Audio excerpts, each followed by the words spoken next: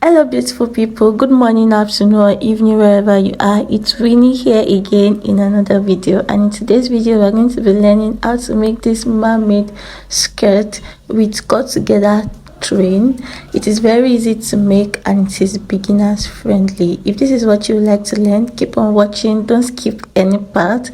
This was what I achieved with mine. So without too much talking, let's get to the honey of this video. Let's go. I love you. Hey beauty, welcome to my channel. This pattern is really long, but I'm going to try as much as possible to explain. So just follow me till the end and you're going to get it. It is very easy. So the first thing I'm doing right now is that I'm marking the length of the skirt. Actually, I wanted to use this to make a gown, but you can also use this as a skirt. So just keep watching. So I'm marking out the skirt parts now. So the first thing I want to do is to mark out the length of the skirt plus 2 inches seam allowance. All right, so that is the full length plus 2 inches seam allowance. So now I'm going to mark out my hip line. I'm going to mark out my hip line and draw a straight line, and also I'm going to mark out my knee line and draw a straight line. So the first thing I'm doing now is to mark out my hip line. So this is my hip line. I took the measurement of my client's body. You can take the measurement of where the hip is starting from your client's body. That is what I did to make it very accurate. And now I'm taking my knee line, my knee length. The normal knee length for this client was 38, so I took away 3 inches from that. That's making 35. So the knee length that I measured here is 35 inches. So I took away 3 inches from the actual knee length. So now we have the waist. The top part of the paper is served as the waist. Then we have the hip line, the knee line, and the full length. So the next thing I'm doing now is to mark out my waist measurement divided by 4 plus 1 inch allowance for that and 1 inch for seam allowance. So that's 2 inches, 1 inch for that and 1 inch for seam allowance. But if you don't want to take it that, you can just add the seam allowance that you want. Then the second thing I'm doing is to mark out my hip divided by 4 also. I'm marking out my hip divided by 4, and I'm going to be adding 1 inch also to that for seam allowance. You know, the dart is not getting to the hip line. That is why we did not add 1 inch for the dart allowance also.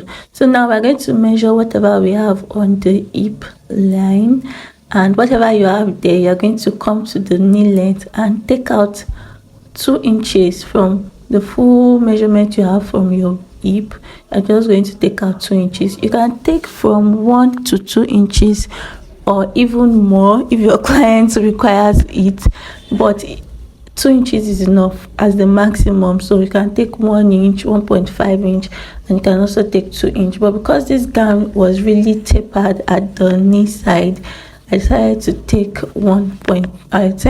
2 inches, sorry. So now the next thing I'm going to be doing is whatever measurement I have on my hip line, I'm going to multiply that by 2, and that will be the length of the length whereby the shape, the A shape, that will be where it's going to fall. All right, so I'm just connecting that with a long ruler now so it can be straight. So don't forget that our body does not have edges. It cannot have edges. We have curved body. We are not skeleton. So at that pointy area, I'm going to come up by 2.5 inches, and then I'm going to connect that with a curve back to the line for the full length, and then we are done with the front pattern. That is just it. It is as simple as that. So the next thing I'm going to do now is to mark out my dart. So I'm taking out half of my bust span measurement divided by 2, and then I took ½ inch on both sides, and I marked a dart leg of 5 inches, and then I just connected it like that, and that is all. You can decide to also close your dart. If you don't want to put a dart on your fabric, you can just close it before cutting, so that by the time you cut it on your fabric, the dart is already there. But you can also attach the dart manually. So now, once that is done, I'm going to be cutting everything all out now. Oh, Mama, you're always on time. You can't do no wrong, oh, Mama. You leave the 99, always for the one. So we are cutting the front pattern on fold. It has to be 2 and it has to be cut on fold.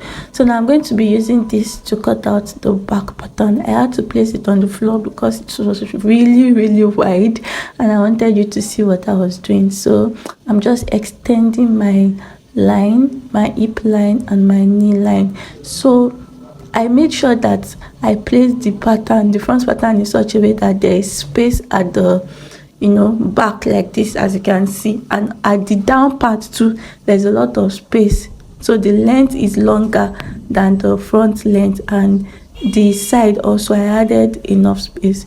So the first thing I'm going to be doing now is to mark 1 inch for the zip allowance, but at the hip line I will be marking 1.5 inches because I want it to have a bum at the back. You don't want your skirt to just be flat at the back. You want it to be curvy.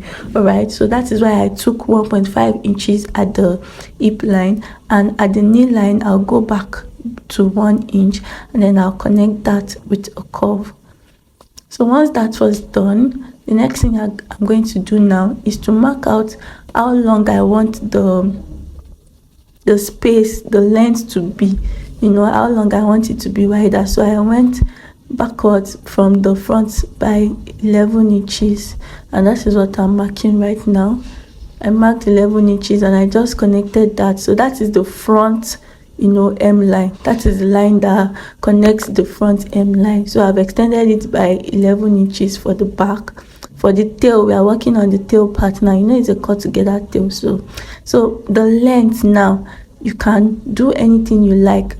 On this pattern paper I did about 15 inches, but I later went ahead to do like 30 inches because it was not full enough and I wanted it to be very wide because the customer wanted it to be very long at the back, and she wanted the tail to be really showing. So I later went downwards by 30 inches.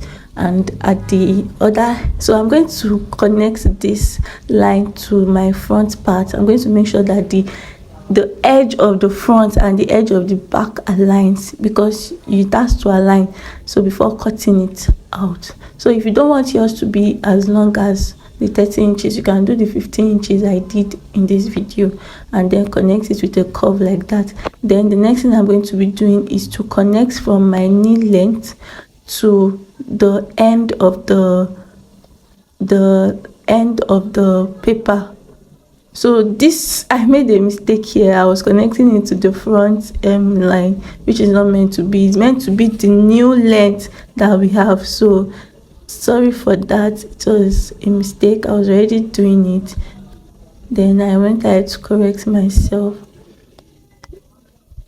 So it is not supposed to be this line, it's supposed to be the new length. So don't make that mistake. I left this, I didn't edit this part away because some people might make that kind of mistakes, and I wanted you to see that when you are connecting, you are not connecting to the length that matches with the front. You are connecting to the new length that we created for the back, which is the cut together tail itself, as you can see.